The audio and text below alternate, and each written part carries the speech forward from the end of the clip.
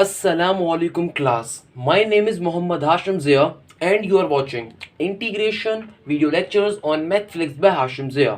मेरा बेटा हम एक्सरसाइज 6.9 को डिस्कस कर रहे थे। एक्सरसाइज 6.9 का topic integration by partial fraction. It is one of the most important topic, ना सिर्फ इंटरमीडिएट साइड बल्कि एप्टीट्यूड साइड के लिए भी। लेक्चर नंबर 2B के अंदर केस नंबर 1 को हम कंटिन्यू करेंगे, उसके कुछ रिमेनिंग क्वेश्चंस को। मेरा बेटा मैंने लास्ट वीडियो लेक्चर्स के अंदर आपको क्या बात सिखाई कि हम इस टॉपिक को अगेन केसेस में डिस्कस करने वाले हैं। इस टॉपिक को केसेस में पढ़ने की रीज़न क्या है, ताकि आप इजीली इस कॉन्सेप्ट को, इस टॉपिक को पिक कर सको। पहले भी रिपीट करा, दोबारा रिपीट कर देता हूँ। इस टॉपिक को केसेस में पढ़ाने का रीज़न क्या है कि मेरा स्टूडेंट बहुत आसान वे में, बहुत इजी वे में ना सिर्फ अपने कॉन्सेप्ट को समझ सके बल्कि उसको अप्लाई भी कर सके और इंटीग्रेशन बाय पार्शियल फ्रैक्शन जैसे इंपॉर्टेंट टॉपिक को बहुत हलवे की तरह समझ सके। बेटा हम लोगों ने केस नंबर 1 अभी तक पढ़ चुके हैं और उसी के क्वेश्चंस को देख रहे हैं। केस नंबर 1 मैंने आपको क्या पढ़ाया, कभी भी डिनोमिनेटर के अंदर आपके पास लीनियर और डिफरेंट फैक्टर होगा तो हम फिर हर पर्टिकुलर फैक्टर के ऊपर अननोन्स को सपोज करते हुए पार्शियल फ्रैक्शन का कॉन्सेप्ट यूज कर रहे होते हैं। That was the case number 1। आइए हमारे पास एक क्वेश्चन आ रहा है, बुक का क्वेश्चन है। हमारे लेक्चर का क्वेश्चन नंबर 6 आ रहा है, मगर बुक का क्वेश्चन नंबर 8, 9 या फिर आई गेस 11 होगा। अच्छा, क्या क्वेश्चन है, इंटीग्रेशन x की power 4 + 1 divided bye x³ minus का x इंटू dx। अब जब ये क्वेश्चन मेरे सामने आता है तो मेरा बेटा पहला काम एनालाइज करना है क्वेश्चन को समझना है, क्वेश्चन किस टॉपिक से आ रहा है, कैसे सॉल्व होगा। भाई साफ मुझे इंटीग्रेशन का सिंबल दिख गया तो इंटीग्रेशन का क्वेश्चन है। अब इंटीग्रेशन के अंदर इस पे इंटीग्रेशन कैसे अप्लाई होगी, ये बात मेरे जहन में फौरन से आ जानी चाहिए। अब अगर मैं इस क्वेश्चन को देखता हूं, भाई ये क्या है, ऊपर आ रहा है x4 + 1, नीचे आ रहा है x2 माइनस का x। नीचे यानी कि ऊपर भी एक फंक्शन है, नीचे भी एक फंक्शन है। इसका मतलब क्या है, इसका मतलब ये है कि बेटा ये सिंपल तरीके से डिवीजन में फंक्शन आ रहा है। कभी भी डिवीजन में फंक्शन आ रहा हो तो मुझे बात बहुत अच्छे से पता है कि इंटीग्रेशन में डिवीजन का कोई फॉर्मूला नहीं होता, यानी कि लामहला मुझे जाना पड़ जाएगा पार्शियल फ्रैक्शन की जानिब। अब जहन में आता है कि सर हाशिम ने तो केसेस के अंदर टॉपिक पढ़ाया, अब ये क्वेश्चन किस केस का आ रहा है, केस 1, केस 2, केस 3, केस 4, किस केस का। ऑब्वियसली अगर मैं अभी आपको केस 1 में पढ़ा हूं तो केस 1 का क्वेश्चन है, मुझे पता है, मगर आपने अपना माइंड यहाँ पे रोक नहीं देना, अपनी अपनी सोचने की सलाहियत को यहाँ पे स्टॉप नहीं कर देना। जरा गौर से देखिए किस बिना के ऊपर ये केस नंबर 1 में पढ़ाया जा रहा है। इसके डिनोमिनेटर में क्या आ रहा है, x³ माइनस का x, मगर ये x³ माइनस का x क्या डिनोमिनेटर के अंदर आने वाला लीनियर फैक्टर है या नहीं है। गौर से सोचिए, अगर x³ माइनस के x में से मैं x कॉमन ले लूं तो क्या बन जाएगा, x² माइनस का 1, जो कि क्या होगा a² माइनस का b²। इस तरह का एक क्वेश्चन पहले भी कर चुके हैं, तो क्या हो जाएगा x into x plus 1 into x minus का 1, यानी कि डिनोमिनेटर के अंदर जो चीज मुझे गिवन है वो फर्दर सॉल्व होकर सिंप्लीफाई होकर एक लीनियर फैक्टर्स और डिफरेंट फैक्टर्स बन सकती है। इसलिए ये क्वेश्चन केस नंबर 1 में आ रहा है। मगर सर इस टाइप का क्वेश्चन तो आपने अगर पहले करवा दिया तो अभी दोबारा क्यों करवा रहे, तो होमवर्क में दे देते। तो मेरे बेटे बिल्कुल ऐसी बात है, मैं इसको होमवर्क में जरूर दे देता, मगर इसमें एक कॉन्सेप्ट है। वो कॉन्सेप्ट क्या है, जरा आइए अब उसको डिस्कस कर लेता हूं। भाई पहली चीज तो हम लोगों ने इस बात को समझा, अभी पहले नंबर के ऊपर तो हम लोगों ने इस बात को समझा कि ये क्वेश्चन केस नंबर 1 में लाई कैसे करता है। कैसे लाई करता है, इसके डिनोमिनेटर के अंदर जो फंक्शन आ रहा है वो ना सिर्फ लीनियर है बल्कि डिफरेंट भी होगा। x³ माइनस x का मतलब क्या, x कॉमन ले लोगे तो क्या आ जाएगा, x² माइनस का 1 एंड देन फिर a² minus b² formula use कर लोगे तो आपके पास लीनियर और डिफरेंट फैक्टर्स नीचे बन रहे होंगे, यानी कि केस नंबर 1 का है। तो सर इसमें इंपॉर्टेंट बात क्या है, मेरा बेटा इंपॉर्टेंट बात यह है, अगर आप गौर से देखो नीचे वाले फंक्शन से बड़ा आ रहा है ऊपर वाला फंक्शन, यानी कि अगर मैं डायरेक्टली इसको सॉल्व करने के ऊपर जाऊंगा तो एक कॉम्प्लिकेटेड क्वेश्चन बन सकता है। इसीलिए इसको थोड़ा सा मेकअप या थोड़ा सा सिंप्लीफिकेशन इसकी और करनी है, यानी कि डिवीजन बेस्ड सिंप्लीफिकेशन करनी है। मैं आपसे पहले भी डिस्कस कर चुका हूं कि केस नंबर 1 के क्वेश्चन सबसे ज्यादा पेपर में आते हैं। उसकी रीजन ये छोटे छोटे स्टेप्स होते हैं कि भाई देखो अब यहां पे मुझे साफ दिख रहा है जो नीचे वाला फंक्शन है ये ऊपर वाले फंक्शन से क्या है, छोटा। तो आप एक बात अपने जहन में बिठा लें, कभी भी आपके पास पार्शियल फ्रैक्शन के अंदर या तो दोनों फंक्शन अगर एक जैसे हो केस नंबर 1 में, या दोनों फंक्शंस की पावर्स एक जैसी हो, या फिर ऊपर वाले की पावर हो बड़ी, तो हम डिवीजन मेथड यूज करते हैं पहले क्वेश्चन को सिंप्लीफाई करवाने के लिए। क्वेश्चन को सिंप्लीफाई करके एक पर्टिकुलर नॉर्मल टर्म बनाते हैं, उसके बाद पार्शियल फ्रैक्शन का कॉन्सेप्ट यूज करते हैं। सर क्या मतलब, आपकी बात समझ में नहीं आई। मेरा बेटा मैंने सिर्फ इतनी सी बात करी कि अभी चूंकि इस क्वेश्चन के अंदर जो नीचे डिनोमिनेटर आ रहा है वो ऊपर आने वाले फंक्शन से क्या है, छोटा। कभी भी पार्शियल फ्रैक्शन के अंदर अगर ये दोनों फंक्शंस या तो इनकी पावर्स बराबर आ जाएं x³ जैसे यहाँ पे, या फिर नीचे वाले की पावर ऊपर वाले की पावर से छोटी आ जाए। दोनों सूत्रों में हम डिवीजन का मेथड पहले यूज करते हैं। सर क्या मतलब? मेरा बेटा पहला काम तो इस क्वेश्चन को डायरेक्टली आई के बराबर ले लोगे तो क्या बन जाएगा, I is equal to integration x की पावर 4 प्लस का 1 divided by x cube minus का एक्स इंटू डी एक्स। अब आप पहले इस क्वेश्चन को सिंप्लीफाई करवाओगे। कैसे सिंप्लीफाई करवाऊंगा भाई? इस चीज को इससे डिवाइड करवा के, यानी कि डिवीजन का कॉन्सेप्ट जो अप्लाई करते हैं ना, जो मैंने एलन बेस्ड शॉर्ट ट्रिक्स में यानी कि लेक्चर नंबर 2 एप्टीट्यूड इंटीग्रेशन में सिखाया है आप लोगों को।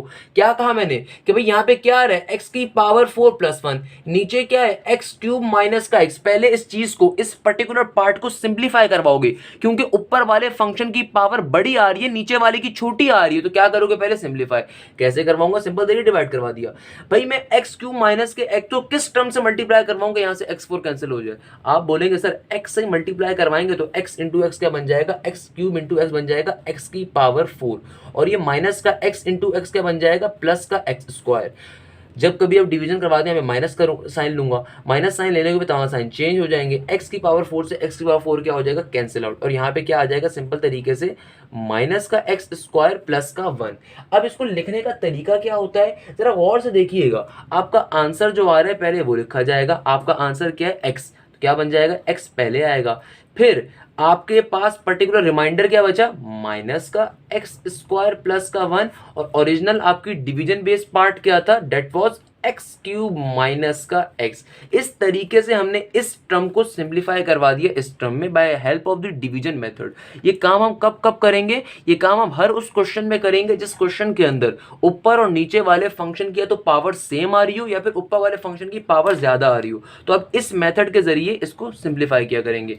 अब मैं इस फंक्शन की जगह के ऊपर क्या लिख सकता हूँ, इस चीज को लिख सकता हूँ। ये बात ना, ये कॉन्सेप्ट पहले भी एक्सप्लेन कर चुका हूँ, बेटा डिवीजन कैसे हुई है सब मैं पहले एक्सप्लेन कर चुका हूँ। तो क्या बन जाएगा मेरा क्वेश्चन, ये बन जाएगा I is equal to integration, और इस पर्टिकुलर फंक्शन की जगह पे मैं क्या लिख सकता हूँ, जिसको मैंने डिवाइड करवा दिया, दोनों को आपस में डिवाइड करवा के जो मेरे पास ये आंसर आया, इसको मैं यहाँ पे आंसर ऐसे लिख सकता हूँ। इसकी जो वैल्यू आ गई तो क्या आ रही है, माइनस का एक्स स्क्वायर प्लस का 1, नीचे क्या आ जाएगा एक्स क्यूब माइनस का एक्स, और बाहर dx का dx एज इट इज।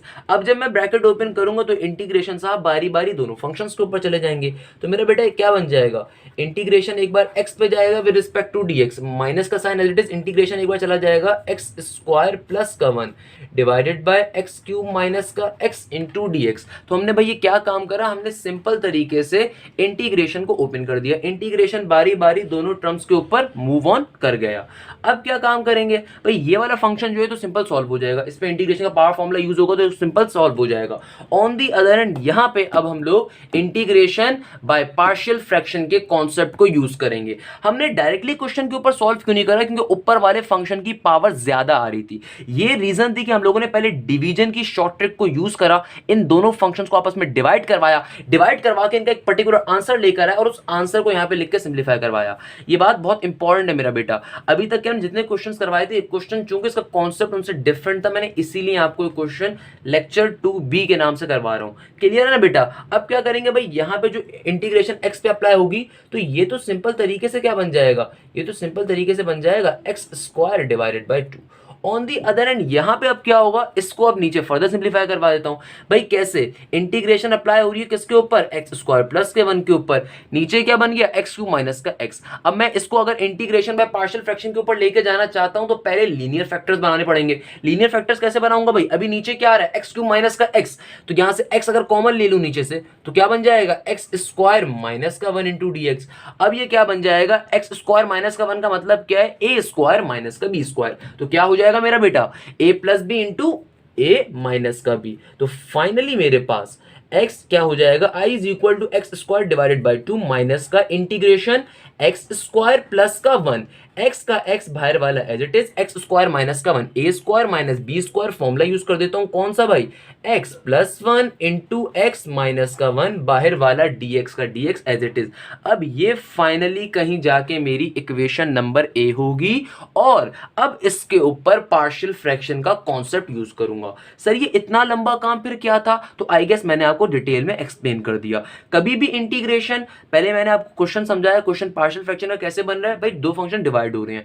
अब डायरेक्टली इसके ऊपर मैं पार्शियल फ्रैक्शन का कॉन्सेप्ट क्यों नहीं अप्लाई कर सकता, क्योंकि ऊपर पावर बड़ी आ रही है नीचे वाली पावर से, यानी कि नीचे सबसे बड़ी पावर क्या आ रही है क्यूब, और ऊपर सबसे बड़ी पावर क्या आ रही है 4। तो पहले क्या काम करेंगे, पहले इन दो फंक्शंस को डिवाइड करवाएंगे आपस में, ताकि आपके पास क्वेश्चन सिंप्लीफाई हो जाए। जब ये काम हो जाएगा तब ये काम आपने करना है। और डिवाइड कैसे करवाते हैं, क्लास 8 क्लास 5 का कॉन्सेप्ट है मेरा बेटा, ये तो सिंपल सा कॉन्सेप्ट है, एलसीएम या एचसीएम बेस्ड कॉन्सेप्ट जो आपके पास आ रहा होता है, मैट्रिक लेवल का सिंपल सा कॉन्सेप्ट आ रहा है। सिंपल तरीके से अपने इस फंक्शन को मैंने इसमें कन्वर्ट करवा दिया। अब जब फाइनली सॉल्व करा तो फाइनली सॉल्व करने के बाद ये मेरी इक्वेशन नंबर ए बन गई। और अब इस वाले पार्ट को सॉल्व करेंगे पार्शियल फ्रैक्शन के जरिए, क्योंकि इस वाले पार्ट को डायरेक्टली वैल्यू भी हम फाइंड कर चुके हैं। तो क्या करेंगे भाई, पार्शियल फ्रैक्शन के जरिए सॉल्व करेंगे। देख लो बेटा लंबा क्वेश्चन है। अब कैसे क्या अप्लाई करते हैं भाई पार्शियल फ्रैक्शन का कॉन्सेप्ट, प्रैक्टिस कर रहे हो, सब भूल गए सब लोग, कैसे करते हैं बेटा partial fraction concept apply, simple तरीके से। अब जो भी ये वाला पार्ट होगा जिसके ऊपर पार्शियल फ्रैक्शन का मैंने कॉन्सेप्ट लेना है, या जिसके ऊपर मैंने पार्शियल फ्रैक्शन के जरिए इंटीग्रेशन अप्लाई करनी है, उस वाले पर्टिकुलर चीज को मैं सपोज कर लूंगा, उसको एक बार बड़े प्यारे तरीके से नीचे लिखूंगा। तो एक्स स्क्वायर प्लस का 1 divided by x into x plus 1 into x minus 1 को नीचे लिखा। अब पार्शियल फ्रैक्शन के ऊपर इसके फैक्टर्स डिजाइन करूंगा। क्या कहता है पार्शियल फ्रैक्शन का कॉन्सेप्ट केस नंबर 1 के लिए, कि भाई कैसे पता चला केस नंबर 1 है, कि देखो नीचे जो फैक्टर्स आ रहे हैं वो ना सिर्फ लीनियर हैं बल्कि डिफरेंट भी हैं। कैसे लीनियर है, इस एक्स की पावर भी 1 है, इस एक्स प्लस 1 के अंदर एक्स की पावर भी 1 है, इस एक्स माइनस 1 के अंदर एक्स की पावर भी 1 है। ना सिर्फ फैक्टर्स लीनियर है बल्कि डिफरेंट भी हैं। एक्स डिफरेंट है एक्स प्लस 1 से, एक्स डिफरेंट है एक्स माइनस 1 से, एक्स प्लस 1 डिफरेंट है एक्स माइनस 1 और एक्स से, यानी कि फैक्टर्स ना सिर्फ लीनियर हैं बल्कि डिफरेंट भी हैं। तो अब सिंपल तरीके से केस नंबर 1 के ऊपर सॉल्व कर रहे हैं, इसीलिए क्योंकि फैक्टर्स ना सिर्फ लीनियर हैं बल्कि डिफरेंट भी हैं।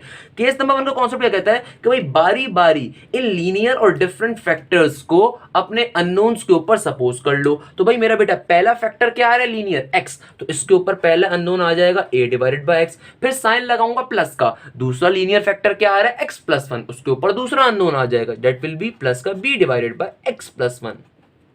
तीसरा लीनियर फैक्टर क्या आ रहा है x माइनस का 1, उसके ऊपर तीसरा अननोन आ जाएगा, that will be c divided by x minus का 1। और ये बन जाएगी हमारी प्यारी सी इक्वेशन नंबर 1।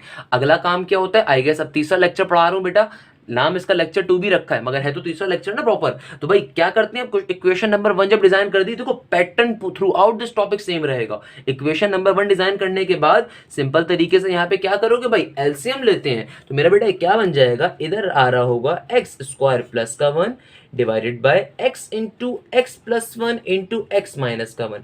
एलसीएम कैसे लेंगे, 3 टर्म्स का पहले भी सिखाई थी मैंने बात, कि भाई यहाँ पे सिंपल तरीके से नीचे तो आपके पास एलसीएम का मतलब क्या होता है, कॉमन टर्म नीचे आ जाए। तो तीनों कॉमन, कोई भी कॉमन नहीं तो तीनों की तीनों एक बार आएंगी नीचे। एलसीएम का मतलब एक जैसी टर्म नीचे आ जाए, तो x into x plus 1 into x minus 1 नीचे लिख दिया। अब देखो अगर मुझे a के नीचे एलसीएम लेना था, इसको इस फॉर्म में लेकर आना था, तो a के पास पहले से क्या था x, तो मैं इसको किससे मल्टीप्लाई करवाऊंगा, जाहिर सी बात है x plus 1 into x minus 1 से मल्टीप्लाई करवाऊंगा, ताकि इसके भाई नीचे वाला एलसीएम आया होगा। जाहिर सी बात है सर जी ये तो। अच्छा प्लस का b as it is, b के पास पहले से क्या मौजूद था x प्लस 1, एलसीएम लेने के लिए इसमें किससे मल्टीप्लाई करवाया होगा, x इंटू एक्स माइनस 1 से मल्टीप्लाई हुआ होगा, तो x इंटू एक्स माइनस 1 आ जाएगा b के साथ फैक्टर। अब c के पास पहले से क्या मौजूद है, c के पास पहले से x माइनस 1 मौजूद है, तो इसको किससे मल्टीप्लाई करवाया गया होगा, x इंटू एक्स प्लस 1 से, ताकि इसका एलसीएम आ जाए। मेरे पास यहाँ पे जगह कम पड़ रही है तो उसको मैं ऊपर करके थोड़ा सा लिख देता हूँ, सही है भाई, x इंटू एक्स प्लस 1 से मल्टीप्लाई करवाया गया होगा इसको। इसका फायदा क्या होता है एलसीएम लेने का, ये वाला पार्ट ये वाले पार्ट को क्या कर देगा, कैंसिल आउट कर देगा। और फाइनली आपके पास इक्वेशन नंबर 2 आ रही है, जो कि मैं नेक्स्ट पेज पे जाके बड़े प्यारे तरीके से आपको लिख देता हूँ। तो बेटा जब आपने नीचे वाले एलसीएम वाले पार्ट को कैंसिल आउट करवा दी, तो फाइनली बड़ी प्यारी सी इक्वेशन नंबर 2 आपके सामने मैंने लिख दी।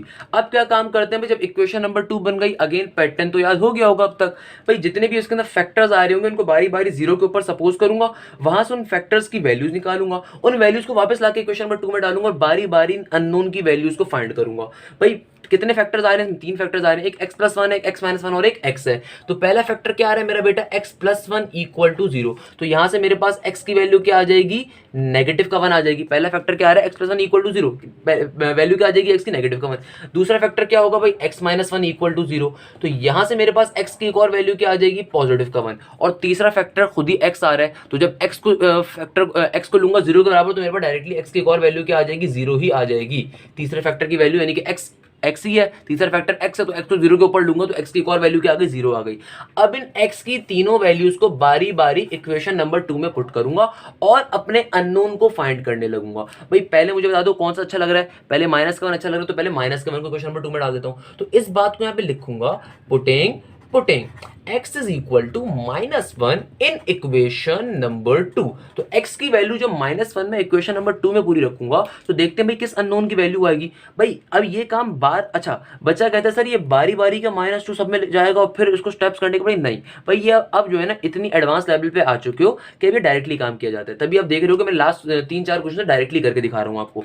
x की वैल्यू जब -1 में पूरी इक्वेशन में रखूंगा तो देखो यहाँ पे क्या आ रहा है, x² प्लस का 1। जब मैं इस x के अंदर -1 रखूंगा तो -1 का स्क्वायर, किसी भी टर्म के ऊपर स्क्वायर आ रहा है उसका आंसर पॉजिटिव होता है, अगर वो नेगेटिव टर्म ही क्यों ना हो। -1 का आंसर क्या आएगा, पॉजिटिव का 1, क्योंकि बाहर पावर क्या आ रही है, स्क्वायर आ रही है। स्क्वायर एक कैसी पावर है, इवन पावर है, तो आंसर कैसा फेंक के देगी आपको, पॉजिटिव। तो भाई -1 का स्क्वायर क्या होगा, पॉजिटिव का 1, और ये बाहर प्लस का 1 का 1 एज इट इज। अच्छा अब जरा गौर से मेरी बात देखिएगा, जब मैं x की वैल्यू -1 रख रहा हूं तो a के साथ क्या आ रहा है, x प्लस का 1। जब x में जाएगा -1 तो क्या बन जाएगा, -1 प्लस का 1 0। तो ये 0 जब इन दोनों टर्म से मल्टीप्लाई होगा तो a तो क्या हो जाएगा, खल्लास, यानी कि a का आंसर तो आ जाएगा पूरा का पूरा खत्म हो गया, a यहां से भाग गया। ऑन दी अदर हैंड जरा यहाँ पे गौर से देखिए, b वाले पार्ट के अंदर जब b के साथ में x के अंदर में क्या रखूंगा, माइनस का 1, तो क्या हो जाएगा, उस x में चला जाएगा माइनस का 1। और जब b के साथ जो दूसरा लीनियर फैक्टर है उसमें भी उसके x में -1 रखूंगा तो क्या बन जाएगा, -1 ये क्या होता है मेरा बेटा, ये होता है -2 और प्लस का साइन एज इट इज। अब c के साथ x आ रहा है उसमें तो जब -1 रखूंगा तो सही है, -1 में चला जाएगा, मगर उसके बाद जो एक और फैक्टर आ रहा है वो आ रहा है x प्लस 1 का। अब -1 प्लस 1 क्या हो जाएगा, 0, तो c भी क्या हो जाएगा, खत्म हो जाएगा। तो फाइनली आपको x की वैल्यू -1 के ऊपर b की कोई वैल्यू मिल रही होगी। 1 प्लस 1 क्या होता है मेरा बेटा, 2, और यहाँ पे -1 इंटू -2 क्या हो जाएगा, पॉजिटिव का 2, यानी कि 2b। अब 2 से 2 क्या हो जाएगा, कैंसिल आउट, तो b की वैल्यू क्या आ जाएगी आपके पास 1। यानी कि जब x की वैल्यू -1 आपने इक्वेशन नंबर 2 में रखी तो आपके पास b की वैल्यू क्या आ रही है, पॉजिटिव का 1। ये बात बड़ी इंपॉर्टेंट है। अब अगला काम करते हैं मेरा बेटा, अब दूसरे फैक्टर को रखता हूं, इस x की वैल्यू को 1 को रखूंगा इक्वेशन नंबर 2 में और फिर चेक करूंगा क्या वैल्यूज आती हैं। तो आइए देख लेते हैं, putting x is equal to +1 किसके अंदर, इन इक्वेशन नंबर 2। जब x की वैल्यू +1 में इक्वेशन नंबर 2 में रखता हूं तो देखते हैं फिर क्या होगा बेटा। अच्छा अब देखो जब x की वैल्यू +1 रखूंगा तो x² प्लस का 1, तो भाई +1 का स्क्वायर +1 ही होगा, प्लस का 1 एज इट इज, यानी कि 1 प्लस 1 क्या हो जाएगा, 2 हो जाएगा। पर चलो पहले 1 प्लस 1 लिख देता हूं। अब जरा यहाँ पे गौर से देखिएगा, x की वैल्यू जब +1 में इक्वेशन नंबर 2 में रखूंगा तो भाई a के साथ क्या आ रहा है, a इंटू x प्लस 1। भाई x प्लस 1 का मतलब क्या, 1 प्लस 1 तो 2 हो जाएगा, मगर आगे क्या आ रहा है, x माइनस 1, तो 1 माइनस 1 क्या हो जाएगा, 0। अगेन ये वाला फैक्टर क्या हो जाएगा, खल्लास, खत्म। क्यों, क्योंकि भाई एक 0 से मल्टीप्लाई होगा तो a वाला अननोन तो कैंसिल आउट हो गया।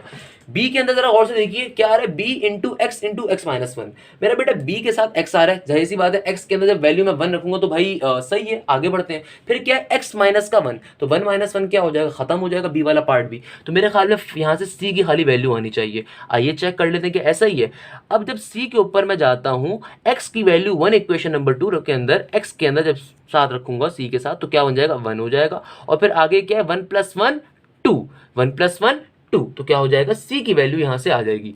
यानी कि x की वैल्यू 1 रखने के ऊपर, x की वैल्यू 1 रखने के ऊपर इक्वेशन नंबर 2 से मुझे c का आंसर मिल रहा होगा, c के अननोन का, डेट विल बी 2। ये 2 जो होगा इस 2 से जाके जब मल्टीप्लाई डिवाइड होगा क्या हो जाएगा, खत्म हो जाएगा। तो c की वैल्यू भी क्या आ जाएगी, 1। ये कैसे आंसर आया बेटा, 1 प्लस 1 क्या हो जाएगा, 2, और यहाँ से भी c की वैल्यू क्या आ जाएगी, यहाँ से क्या बन जाएगा, 2c। तो 2 यहाँ पे मल्टीप्लाई हो रहा है, वहाँ पे 2 से डिवाइड होगा तो c की वैल्यू क्या आ जाएगी, फाइनली 1 आ जाएगी। अब जो लास्ट मेरे पास वैल्यू आई है उस वैल्यू को उठा के रख देंगे और फिर चेक करेंगे क्या आंसर आता है भाई हमारा। आइए देख लेते हैं इस चीज़ को भी मेरा बेटा। अच्छा तो भाई हमारे पास अब क्या आ रहा होगा, अब जो तीसरे मेरे पास x की वैल्यू आ रही है, that is putting x is equal to 0 in equation number 2। अब जो x की तीसरी वैल्यू है मेरे पास जो कि 0 है, उसको इक्वेशन नंबर 2 में पुट कर दूंगा। तो x की वैल्यू 0 पुट करने के ऊपर आइए देखते हैं इक्वेशन नंबर 2 क्या बन रही होगी मेरा बेटा। भाई 0 का स्क्वायर क्या होगा, 0 प्लस का 1 एज इट इज। यही है ना, x की वैल्यू 0 का स्क्वायर क्या हो जाएगा, प्लस का 1, तो 0 का स्क्वायर 0 और प्लस का 1 एज इट इज। अब जरा गौर से देखिएगा, इक्वेशन नंबर 2 के अंदर b के साथ भी x आ रहा है, तो जब मैं यहाँ पे अभी a को मैं छोड़ रहा हूँ खुद ही किसी वजह से, इसको भी समझा देता हूँ इसमें, क्योंकि ए का आंसर आंसर ऑब्वियसली आएगा। अब जब मैं एक्स की वैल्यू 0 रखूंगा बी के साथ वाले एक्स के अंदर, तो भाई बी किसी भी 0 से मल्टीप्लाई होगा, कोई भी टर्म कभी 0 से मल्टीप्लाई हो तो खत्म हो जाती है। सेम गोज फॉर हियर कि यहाँ पे भी सी के साथ एक्स आ रहा है, खाली एक्स वाला फैक्टर, तो भाई सी जब 0 से मल्टीप्लाई होगा वो भी खत्म हो जाएगा। ऑन दी अदर हैंड ए के साथ जो x plus one into x minus one के फैक्टर आ रहे हैं, जब मैं वहां पे एक्स की वैल्यू 0 पुट कर रहा हूँ तो मेरे पास ए की वैल्यू आ जाएगी नेगेटिव का 1। कैसे भाई, 0 प्लस 1 प्लस का 1 होता है, मगर 0 माइनस 1 माइनस का 1 होता है, प्लस 1 इंटू माइनस 1 माइनस का 1।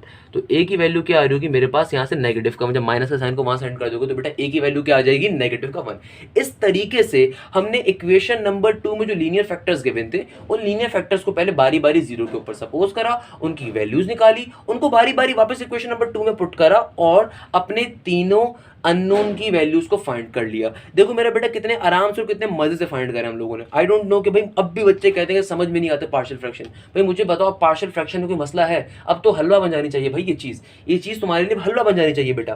क्लियर है? आई होप क्लियर होगी आपको ये बात। अब जरा गौर से जब आपने इसको देखनी है कि हमने तमाम अननोन की वैल्यूज को क्या कर लिया, फाइंड कर लिया। अब जब हम अननोन की वैल्यूज को फाइंड कर लेते हैं तब हमारा सारा काम, सारी मुश्किलें, सारी शिकायतें खत्म हो जाती हैं, क्योंकि अननोन को फाइंड करना पार्शियल फ्रैक्शन का सबसे मुश्किल काम होता है। अब क्या करेंगे भाई, इन अननोन्स को उठा के वापस इक्वेशन नंबर 1 में डालेंगे और वहां से अपने मेन क्वेश्चन इक्वेशन ए में डाल के क्वेश्चन को सॉल्व करके इंटीग्रेशन अप्लाई कर देंगे। क्लियर है बेटा यहां तक की बात? आई होप सबको क्लियर होगी।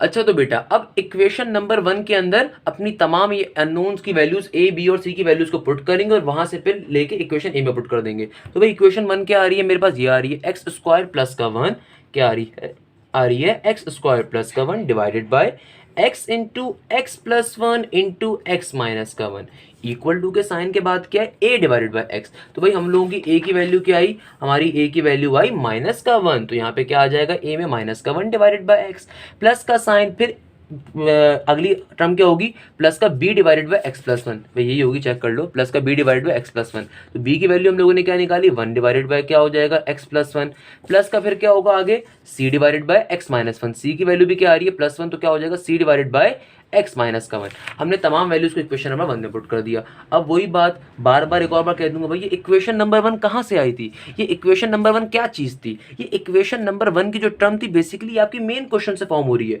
आपका मेन क्वेश्चन का ये रहा जिसके ऊपर हम इंटीग्रेशन अप्लाई कर रहे हैं, वो ये रहा इक्वेशन ए। तो भाई इक्वेशन ए से तो हम लोगों ने ये चीज बनाई थी, यानी कि इक्वेशन ए का ये पार्ट हम लोगों ने अलग ले जाकर लिखा था और देन इस पार्ट के ऊपर क्या यूज किया था, पार्शियल फ्रैक्शन का कॉन्सेप्ट। तो भाई ये बेसिकली ये चीज कहां से है, ये चीज आई इक्वेशन ए से, यानी कि मैं इस पार्ट को ले जाके इक्वेशन ए में डाल सकता हूं। सिंपल सी लॉजिक है भाई, कंपेयर करवा सकता हूं इन अदर वर्ड्स। तो क्या बन जाएगी इक्वेशन ए मेरी, इक्वेशन ए मेरी भाई इक्वेशन ए ये रही, क्या हो जाएगी आई इज इक्वल टू, पहले से यहाँ पे क्या मौजूद है x square divided by 2 minus का साइन इंटीग्रेशन का सिंबल, और इस पूरी टर्म की जगह पे मैं क्या लिख सकता हूँ, एक्स स्क्वायर प्लस 1 वाली जगह पे ये पूरी की पूरी वैल्यू लिख सकता हूँ, क्योंकि एक्स स्क्वायर प्लस का 1 divided by x into x plus into x minus 1 की वैल्यू क्या आ रही है हमारे पास पार्शियल फ्रैक्शन के कॉन्सेप्ट के ऊपर, वो ये आ रही है, यानी कि माइनस का 1 डिवाइडेड बाय एक्स प्लस का 1 divided by x plus 1 plus का 1 डिवाइडेड बाय एक्स माइनस का 1 और बाहर dx का dx एज इट इज। अब जब मैं इस ब्रैकेट को ओपन करूंगा तो इंटीग्रेशन अप्लाई कर दूंगा। मेरा बेटा यकीन मानो पार्शियल फ्रैक्शन जब मैं बच्चों को करवा रहा होता हूँ उस वक्त उसको इंटीग्रेशन हलवा लगती है, क्योंकि इंटीग्रेशन यहाँ पे हम नहीं सीख रहे, हम यहाँ पे पार्शियल फ्रैक्शन का कॉन्सेप्ट सीख रहे हैं। इंटीग्रेशन तो मैं आपको सिखा चुका हूँ इंशाल्लाह, क्लियर है भाई। अब जब ब्रैकेट ओपन करेंगे तो हलवों की तरह इंटीग्रेशन अप्लाई हो जाएगी। यहाँ पे पहले से क्या मौजूद है बेटा एक्स स्क्वायर डिवाइडेड बाई 2, जब ब्रैकेट ओपन होगा, अच्छा तरह गौर से देखिएगा, बच्चे बेसिक मिस्टेक फिर भी कर देता है भाई, जब ब्रैकेट ओपन होगा तो माइनस की इंटीग्रेशन तमाम वैल्यूज के ऊपर जाएगी, ये बात क्लियर है ना। अब जब ब्रैकेट ओपन होगा तो माइनस की इंटीग्रेशन जब माइनस के 1 डिवाइड बाय एक्स के ऊपर जाएगी तो क्या बन जाएगा प्लस का integration 1 divided by x on to dx। फिर जब माइनस की इंटीग्रेशन का सिंबल इस टर्म पे जाएगा तो क्या बन जाएगा माइनस का integration 1 divided by x plus 1 into dx।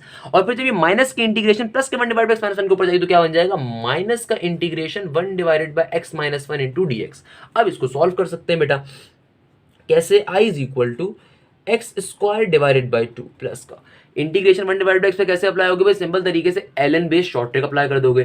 ln based trick क्या होती है, अगर नीचे वाली टर्म के ऊपर डेरिवेटिव आ रहा हो तो सिंपल तरीके से वो नीचे वाली टर्म ln के साथ लिख दी जाती है। सेम गोज फॉर माइनस का sign as it is, integration apply हो जाएगी किसके ऊपर बेटा 1 डिवाइडेड बाय एक्स प्लस 1 के ऊपर। कैसे करेंगे भाई, बहुत ही आसान तरीका है बेटा। क्या आसान तरीका है वो, नीचे वाली टर्म के ऊपर डेरिवेटिव आ रहा है तो नीचे वाली टर्म ln के साथ लिख दी जाती है। फिर माइनस का साइन अगेन x-1, तो अगेन ये वाली टर्म क्या हो जाएगी, ln के साथ लिख दी जाएगी। इस तरीके से ऑल्दो यहाँ पे मेरा क्वेश्चन सॉल्व हो गया, अगर आप बुक का आंसर देखेंगे तो थोड़ा सा और सॉल्व हुआ होगा, उसको भी सॉल्व कर लेते हैं भाई। क्वेश्चन को आपको वहां तक सॉल्व करना है जहां पे आपका लास्ट स्टेप ना हो जाए, तो इसको फर्दर भी सॉल्व कर सकते हैं। क्या बन जाएगा, i is equal to x square divided by 2 plus का ln divided by x as it is का एज इट इज रहने देता हूँ। जरा मेरी बात गौर से देखिएगा, अब मैं क्या काम करने वाला हूँ बेटा। अच्छा वेट अ मिनट, यहाँ पे जब हम लोग डिवीजन ले रहे थे तो मेरा बेटा यहाँ पे जब ये x इंटू माइनस का x होगा तो यहाँ पे क्या आएगा, माइनस का एक्स स्क्वायर, और माइनस इसका नेगेटिव साइन आगे जाके कन्वर्ट कर देगा, तो क्या वैल्यू आ रही होगी, प्लस का एक्स स्क्वायर प्लस का 1। हमारा क्वेश्चन पूरा सॉल्व सही हुआ है, कोई परेशान होने की जरूरत है। और यहाँ पे साइन क्या होगा, प्लस का साइन होगा यहाँ पे, तो इस चीज़ को करेक्ट कर लीजिएगा। जब एक्स क्यूब माइनस का एक्स जाके एक्स से मल्टीप्लाई होगा तो x into x cube positive का एक्स की पावर 4 और माइनस का एक्स इंटू एक्स क्या होगा, ऊपर आएगा नेगेटिव का एक्स स्क्वायर। जब हम माइनस करवा रहे होंगे, अब दोनों को सेपरेट करवा रहे होंगे तो ये माइनस साइन पॉजिटिव में कन्वर्ट हो जाएगा, इसीलिए क्या आ जाएगा, प्लस का एक्स स्क्वायर। आई होप आप में से बहुत से बच्चों ने गलती पहले ही पकड़ ली होगी और आप मुझसे कमेंट करने के बाद कह भी रहे होगे, तो मैं तभी पहले तो पहले ही सही कर देता हूँ। तो भाई यहाँ पे आपको प्लस का एक्स स्क्वायर आ रहा होगा, तो यहाँ पे क्या आ जाएगा मेरे पास, प्लस का एक्स स्क्वायर, इधर भी प्लस की वैल्यू आ रही होगी। हमने जो आंसर निकाला भाई उस आंसर में कोई फर्क नहीं पड़ेगा, वो आपने बिल्कुल सही पार्शियल फ्रैक्शन से अप्लाई करी हुई है। बस एक छोटा सा मसला ये होगा कि यहाँ पे प्लस का साइन आ रहा होगा, और उस प्लस के साइन की वजह से यहाँ पे तमाम के तमाम साइन जो होंगे वो चेंज नहीं होंगे। भाई ये जो गलती है करी थी ना, उस गलती को सही कर लो काइंडली मेरा बेटा। यहाँ पे क्या आ रहा है, एक्स क्यूब माइनस का एक्स को जब एक्स से मल्टीप्लाई करवाओगे तो आपके पास जो इक्वेशन नंबर ए के अंदर आ रही होगी टर्म, यहाँ पे नेगेटिव साइन नहीं होगा, प्लस का साइन होगा। उसका अल्टीमेटली फर्क क्या पड़ेगा, यहाँ पे प्लस का साइन होगा, जब ये ब्रैकेट ओपन करोगे तो ये माइनस साइन बाहर खाली इस टर्म के ऊपर जाएगा। अब जब इंटीग्रेशन मूव करवाओगे 1 डिवाइडेड बाई एक्स प्लस 1 के ऊपर, तो ये प्लस का इंटीग्रेशन मूव करेगा, सेम गोस यहाँ पे प्लस का इंटीग्रेशन मूव करेगा, सिर्फ नेगेटिव साइन इस टर्म के साथ होगा। इसका फर्क क्या आएगा, मैं फर्क में भी आपको समझा देता हूँ।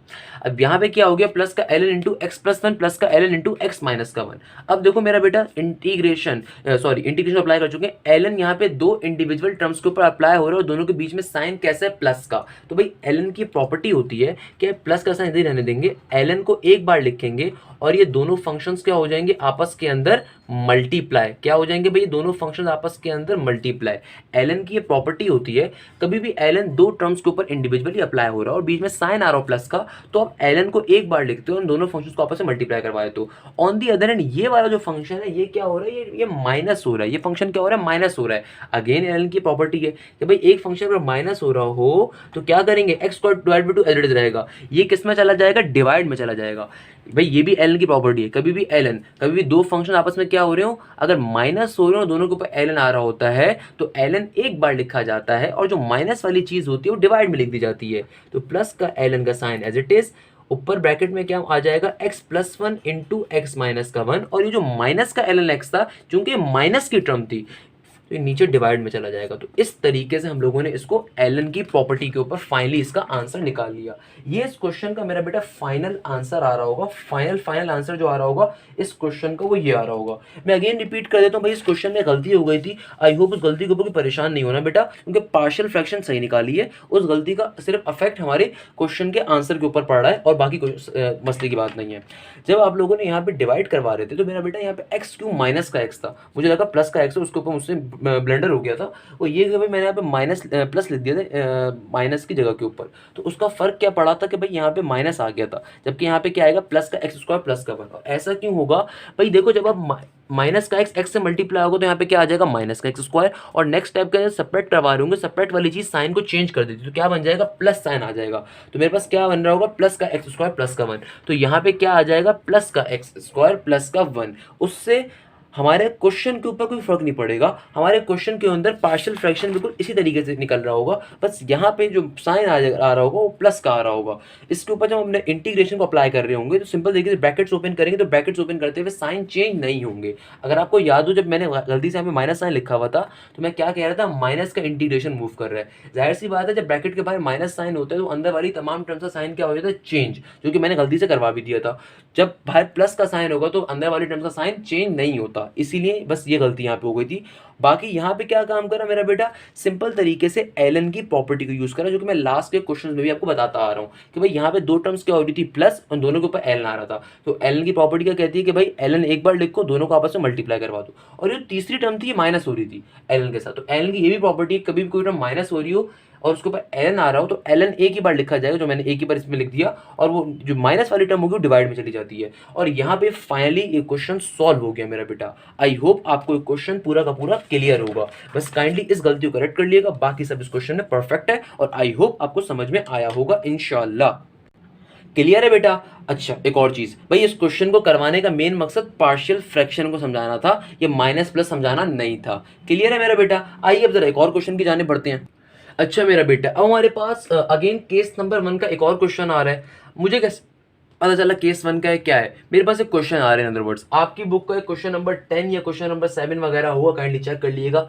शुरू के 10 क्वेश्चन आपकी बुक के केस 1 में ही है, टोटल एक्सरसाइज में 20 क्वेश्चन। तो मैं पहले भी बता चुका हूँ कि केस नंबर 1 के क्वेश्चन सबसे ज्यादा इंपॉर्टेंट है। मेरा बेटा क्वेश्चन नंबर 7, इसको मेरे लेक्चर का क्वेश्चन नंबर 7 है, बुक का क्वेश्चन नंबर 10 वगैरह होगा। हमारे पास क्वेश्चन नंबर 7 आ रहा है, क्या कहता है भाई, इंटीग्रेशन अप्लाई हो रही है किसके ऊपर, एक्स स्क्वायर प्लस के 2x प्लस के 3 के ऊपर divided by x square minus का 3x प्लस का 2।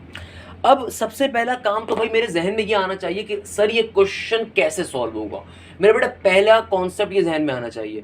अब देखो भाई साफ दिख रहा है कि दो फंक्शंस डिवाइड में आ रहे हैं, जाहिर सी बात है क्या हो गया, इसका मतलब क्या है, पार्शियल फ्रैक्शन का कॉन्सेप्ट है। अब जहन में आता है सर कौन से केस पे बिलोंग कर रहे हैं, केस 1 है, केस 2 है, केस 3 है, केस 4 है। सर ये केस नंबर 1 कैसे बन रहा होगा सर, नीचे तो इक्वेशन आ रही है सर, कैसे करेंगे सर? मेरा बेटा क्वाड्रेटिक इक्वेशन आ रही है, क्वाड्रेटिक इक्वेशन के फैक्टर्स आप निकाल सकते हो, सही है ना। पहले तो अपने जहन में लेकर आ जाओ, फौरन से जल्दी से क्लिक करो कि भाई नीचे डिनोमिनेटर के अंदर इक्वेशन आ रही है, और इक्वेशन कैसी है, क्वाड्रेटिक इक्वेशन है। क्वाड्रेटिक इक्वेशन का मतलब क्या है, इसके लीनियर फैक्टर्स आप खुद से बना सकते हो, यानी कि दो लीनियर और डिफरेंट फैक्टर्स आपके पास सिंपली आ जाएंगे, यानी कि केस नंबर 1 का क्वेश्चन है। मगर इस क्वेश्चन के अंदर ये क्या पार्शियल फ्रैक्शन सिखाना मकसद नहीं है। अब 6 क्वेश्चन 7 क्वेश्चंस करवा चुका हूं, तो पार्शियल फ्रैक्शन तो अब तमाम बच्चों को करना आ गई है। समझाना क्या है कि भाई इसको पहले सिंप्लीफाई करवाना पड़ेगा। क्यों सिंप्लीफाई करवाना पड़ेगा? क्योंकि लास्ट क्वेश्चन मैंने इसी के पैटर्न का करवाया। मैंने क्या कहा कि भाई जब ये पिक कर लो कि पार्शियल फ्रैक्शन का क्वेश्चन है, तो डायरेक्टली अल्लाह के वास्ते पार्शियल फ्रैक्शन अप्लाई करने पे मत जाना बेटा। पहले क्वेश्चन को समझो क्या कह रहा है। ऊपर जो पावर आ रही है, नीचे पावर सेम आ रही है, तो ये बात मैंने अभी आपको बताई। अगर ऊपर वाले फंक्शन की हायर पावर बड़ी हो नीचे वाले फंक्शन से, तो क्या करते हो, डिवाइड करवाते हो। या फिर अगर ऊपर और नीचे क्या हो जाए, पावर सेम आ जाए, तब भी पहले डिवाइड करवाओगे, क्वेश्चन को सिंप्लीफाई करोगे, उसके बाद पार्शियल फ्रैक्शन का कॉन्सेप्ट यूज करोगे। आई होप ये बात क्लिक कर गए होगे। अब आप लोग क्या करेंगे भाई, पहला काम क्वेश्चन को एज इट इज आई के बराबर सपोज कर देंगे, तो क्या बन जाएगा, I is equal to integration x square plus का 2x प्लस का 3 डिवाइड में क्या आ जाएगा, सिंपल तरीके से एक्स स्क्वायर माइनस का 3x प्लस का 2 इंटू डी एक्स। मेरा बेटा सिंपल तरीके से पहला काम तो डिवाइड। अच्छा भाई हो सकता है लास्ट क्वेश्चन के अंदर मैंने माइनस वाली गलती कर दी थी, आप में से बहुत से लोगों को डिवाइड करने में मसला ना कर दो यार। तो भाई इसके अंदर एक और डिवाइड समझ लो, क्या है भाई, यहाँ पे कैसे डिवाइड करवाते हैं, यहाँ पे ऊपर क्या आ रहा है उसको अंदर रखेंगे, एक्स स्क्वायर प्लस का 2x प्लस का 3, और जो नीचे होता है उसको बाहर रखते हैं, जो कि एक्स स्क्वायर माइनस का 3x प्लस का 2 आ रहा होगा। भाई अगर मुझे इसकी पावर यानी कि स्क्वायर को खत्म करना है, तो मैं एक्स स्क्वायर को किस ऐसी टर्म से, किस ऐसे नंबर से मल्टीप्लाई करवाऊंगा ये एक्स स्क्वायर खत्म हो जाए।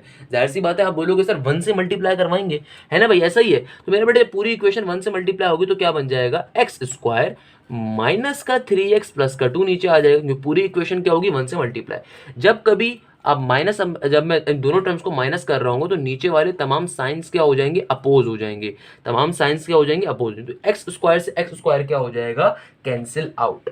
और मेरा बेटा ये प्लस का 2x प्लस का 3x क्या हो जाएगा, प्लस का 5x, प्लस का 3 माइनस का 2 क्या हो जाएगा, प्लस का 1।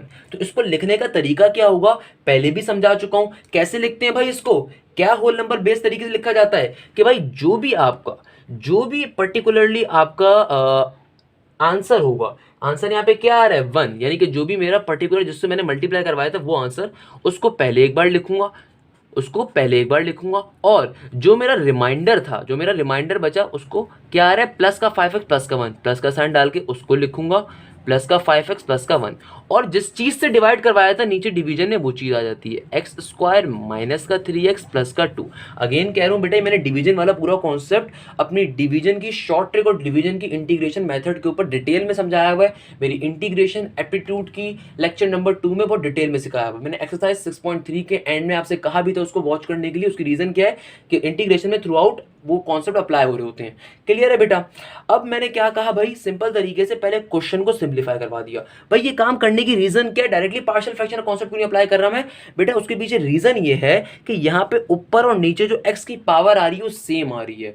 आप सिर्फ उस सूरत के अंदर directly partial fraction concept apply किया करोगे जब नीचे वाली पावर बड़ी होगी और ऊपर वाली पावर क्या होगी, छोटी। अभी ऐसा नहीं है। नहीं है क्यों नहीं है? क्योंकि ऊपर नीचे पावर सेम आ गई। और लास्ट क्वेश्चन एक ऐसा क्वेश्चन किया था ऊपर पावर बड़ी आ रही थी छोटी आ रही, तो क्या करेंगे, डिवाइड। डिवाइड करने का तरीका क्या होता है, सिंपल तरीके डिवीजन करवा दो। बेसिक मैट्रिक वाली मैथ्स है यार। कैसे डिवाइड करवाऊंगा, सिंपल तरीके से इसको 1 से डिवाइड करवाया, आंसर आ गया। और यहाँ पे लास्ट क्वेश्चन मैंने प्लस माइनस की गलती कर दी थी, तो काइंडली भाई उसके लिए माजरत। बट सिंपल तरीके से सॉल्व होके इसको लिखने का तरीका क्या होगा भाई, जो भी आपका आंसर होता है पहले लिखा जाता है, फिर बीच में साइन आता है प्लस का, और फिर जो रिमाइंडर आया वो आएगा, और जिससे डिवाइड करवाया था नीचे वो आ गया। यानी कि अब मैंने इस पर्टिकुलर चीज को, इस पर्टिकुलर फंक्शन को इसमें कन्वर्ट कर दिया। तो अपने क्वेश्चन के अंदर मैं क्या लिख सकता हूं, मैं लिख सकता हूं यानी कि मैंने अपने क्वेश्चन को, इस फंक्शन को इसके अंदर बेसिकली अब कन्वर्ट कर दिया डिवाइड करवा के। तो क्या बन जाएगा मेरा original question, I is equal to integration 1 divided by 5x plus का 1 divided by x square minus का 3x प्लस का 2 इंटू dx। तो भाई अब हमने अपने क्वेश्चन को सिंप्लीफाई कर दिया। जाहिर सी बात है ब्रैकेट ओपन करूंगा, इंटीग्रेशन 1 पे भी जाएगा और इंटीग्रेशन इस पे भी जाएगा। जब इंटीग्रेशन इस पे जाएगा तो फिर पार्शियल फ्रैक्शन कॉन्सेप्ट यहाँ पे अप्लाई कर देंगे। सिंपल सी बात है भाई मेरा बेटा, इसमें क्या मुश्किल है।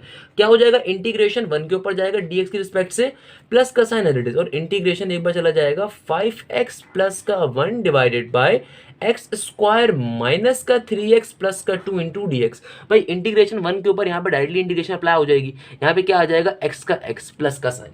यहाँ पे ऑन दी अदर हैंड क्या हो रहा होगा मेरा बेटा, सिंपल तरीके से जब इंटीग्रेशन अप्लाई होगी किसके ऊपर, 5x plus 1 divided by x square minus के 3x प्लस 2 के ऊपर, तो कैसे अप्लाई होगी बेटा, यहाँ पे इसके ऊपर अब पार्शियल फ्रैक्शन कॉन्सेप्ट अप्लाई करना पड़ेगा। क्यों अप्लाई करना पड़ेगा पार्शियल फ्रैक्शन कॉन्सेप्ट, क्योंकि ऊपर एक अलग फंक्शन आ गया, नीचे अलग फंक्शन आ रहा है, और दोनों को आपस में डिवाइड करवाना है। अब जरा और से देख लो, नीचे पावर बड़ी आ रही है तो पार्शियल फ्रैक्शन जल्दी अप्लाई कर सकते हैं। कैसे करेंगे भाई, अब जहन में आता है केस 1, केस 2, केस 3, केस 4, कौन सा केस मेरा बच्चा, नीचे क्वाड्रेटिक इक्वेशन गिवन है, क्वाड्रेटिक इक्वेशन गिवन तो लीनियर फैक्टर्स बन जाएंगे इसके नीचे। सिंपल तरीके से कैसे बनेंगे भाई फैक्टर्स, आई होप अब इंटर लेवल के ऊपर फैक्टर्स बनाना आता होगा। तो भाई नीचे जो इक्वेशन को सॉल्व करके मिडिल टर्म ब्रेक करके फैक्टर्स बना लो। उसके फैक्टर्स आपके पास 2 आ रहे होंगे।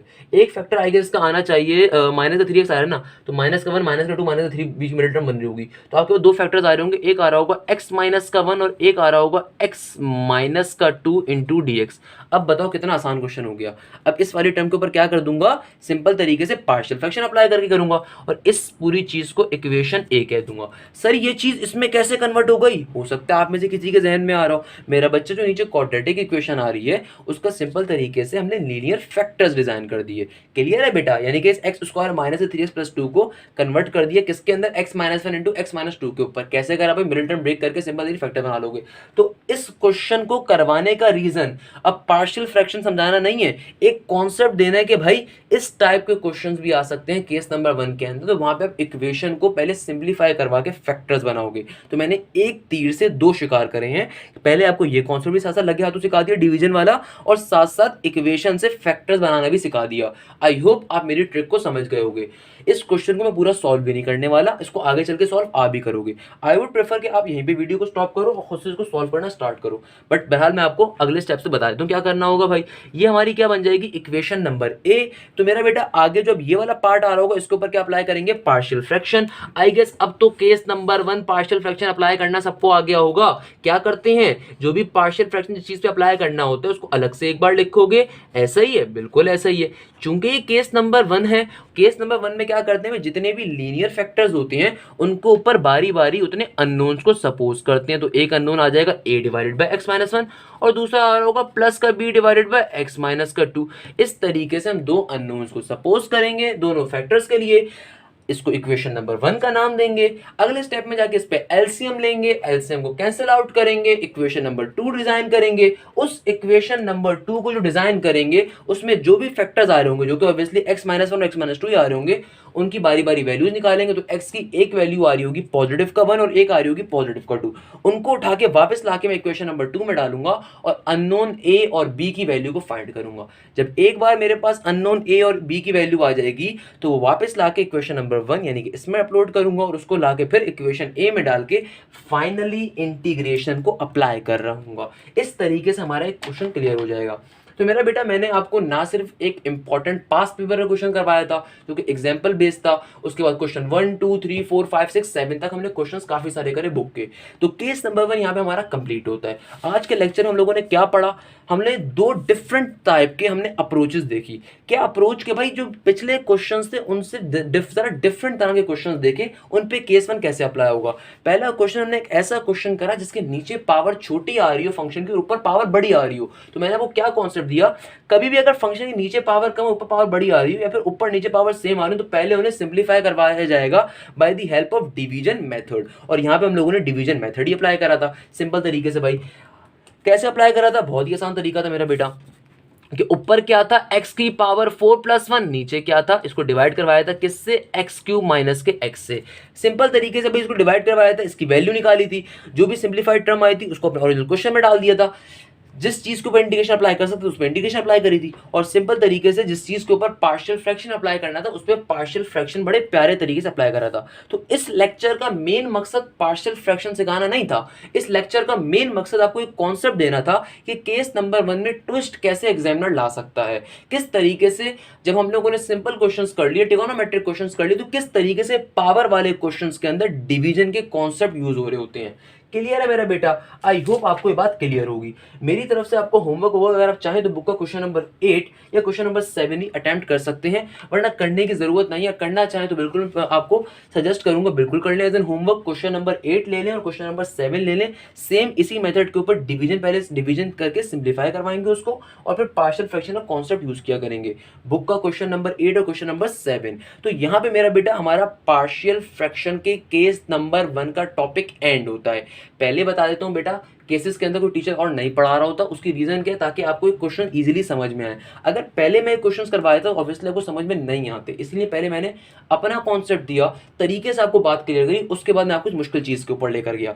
अब आप बुक के क्वेश्चन नंबर 8 7 5 जिसका दिल चाहे उठा के आप कर सकते हैं, वो सारे के सारे केस 1 के क्वेश्चन हैं। तो एक बात आपने अपने जहन में रखनी है बेटा, केस नंबर 1 सबसे ज्यादा पार्शियल फ्रैक्शन के टॉपिक से इंटरमीडिएट साइड पे पूछा जाता है, एप्टीट्यूड साइड पे पूछा जाता है। मैं लास्ट क्लास में भी आपको बता चुका हूं कि अगर ये एमसीक्यूज के अंदर क्वेश्चन आ जाएंगे तो वहां पे इनको सॉल्व करने का तरीका क्या होगा कि आपके पास जो भी डायरेक्टली आंसर आ रहा होगा उस आंसर के ऊपर अगर आप डेरिवेटिव अप्लाई कर दो तो आपको फाइनली क्वेश्चन दोबारा मिल जाएगा। तो अगर कभी भी ये क्वेश्चंस पार्शियल फ्रैक्शन के आपके पास एमसीक्यूज में आते हैं या एप्टीट्यूड में आते हैं तो वहां पे इतने बड़े मेथड्स करने की जरूरत नहीं है भाई। वहां पे डायरेक्टली जो आपके 4 ऑप्शंस गिवन होंगे बारी बारी डेरिवेटिव अप्लाई करना, आप ओरिजिनल अपने क्वेश्चन के ऊपर पहुंच जाओगे। तो ये शॉर्ट ट्रिक होती है पार्शियल फ्रैक्शन का एप्टीट्यूड में आ रहा हो। अगेन कहता हूं बेटा, केस नंबर 1 सबसे ज्यादा इंटरमीडिएट के पेपर में आता है। आपकी बुक के इनफैक्ट 20 में से 10 क्वेश्चन केस नंबर 1 के ऊपर, सॉरी 11 क्वेश्चन 20 में से 11 क्वेश्चन केस नंबर 1 के हैं। तो सोचो ये केस कितना इंपॉर्टेंट है, इसीलिए आपको बहुत डिटेल में बहुत तफसील से पढ़ाया। आई होप आपको पूरा लेक्चर क्लियर होगा, समझ में आया होगा, पसंद आया होगा और केस नंबर 1 की आप प्रैक्टिस करेंगे। क्लियर है मेरा बेटा। आई होप यहाँ पे इस वीडियो लेक्चर को एंड करते हैं। हाशिम ज़िया साइनिंग ऑफ, जज़ाकल्लाह।